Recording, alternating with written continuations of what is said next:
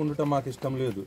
యేసు మృతి పొంది తిరిగి లేచినని మనము నమ్మిన ఎడల అదే ప్రకారము యేసునందు నిద్రించిన వారిని దేవుడు ఆయనతో కూడా వెంట పట్టుకొని వచ్చును.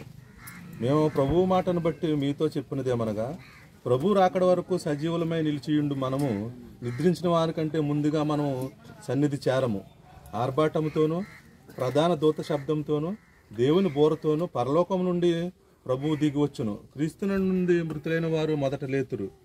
ఆ మెదట సజీవులమై నిలిచియుండు మనము వారితో కూడా ఏకముగా ప్రభువును ఎదుర్కొనుటకు ఆకాశ మండలమునకు మేఘముల మీద కొనుపోబడుదుము. కాగా మనం సదాకాలం ప్రభుతో కూడా ఉన్నాము. కాబట్టి మీరు ఈ మాటల చేత ఒకరినొకడు ఆదరించుకొనుడి. దేవుడి పరిశుద్ధ వాక్యం ప్రత్యుత్తర వాక్యములను చదువుకుందాం. మనము దేవుని వలన మేలు అనుభవించదమా, కీడును అనుభవింపతగదా? యెహోవా ఇచ్చెను, యెహోవా తీసుకుని పోయాను, యెహోవా నామమునకు స్తుతిగాక. నా విమోచకుడు సజీవుడనియు తర్వాత ఆయన భూమి మీద నిలిచిననియు నేను ఎరుగుదును. శరీరంతో నేను దేవుని చూచెదను, నా మట్టుకు నేను దేవుని చూచెదను. మరి ఎవరిను కాక నేను కన్నులారా ఆయనను చూచెదను. శరీరంతో నేను దేవుని చూచెదను.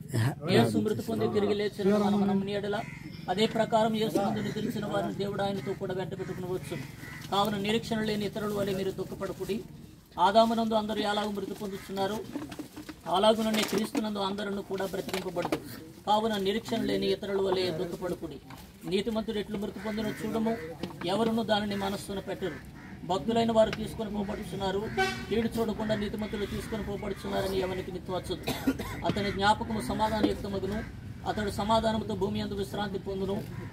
అతని నివాస స్థలము సీయోనులో ఉన్నది, అతని జ్ఞాపకము సమాధాన యుక్తమగును. నెమ్మదితో పండుకొని వెంటనే నిద్రపోదును. మనలో ఎవడను తన కొరకు బ్రతకడు, ఎవడను తన కొరకు చనిపోడు. మనం బ్రతికినను చనిపోయినను ప్రభువారమై ఉన్నాం. మనలో ఎవడను తన కొరకును బ్రతకడు, ఎవడను తన కొరకు చనిపోడు.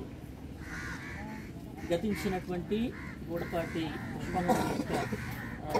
ఆత్మను దేవుడు తన సంఘాన్ని పిలుచుకున్నారు. మరి వారి యొక్క కుటుంబం యొక్క ఆదరణ కొరకు మనం ప్రార్థన చేసుకున్నాం. అందరూ కూడా తలలు ఉంచి ప్రార్థనలో ఎక్కువించి పుష్పం గారి యొక్క పార్థివ దేహాన్ని భూస్థాపనకు తోడుకుని వెళ్ళాం. ప్రార్థన. మహాగణుడుగును పరిశుద్ధుడుగును ప్రేమగల తండ్రి, కృపగల దేవ, నీ ఘనమైన నామమునకు స్తోత్రములు చెల్లిస్తూ ఉన్నాం.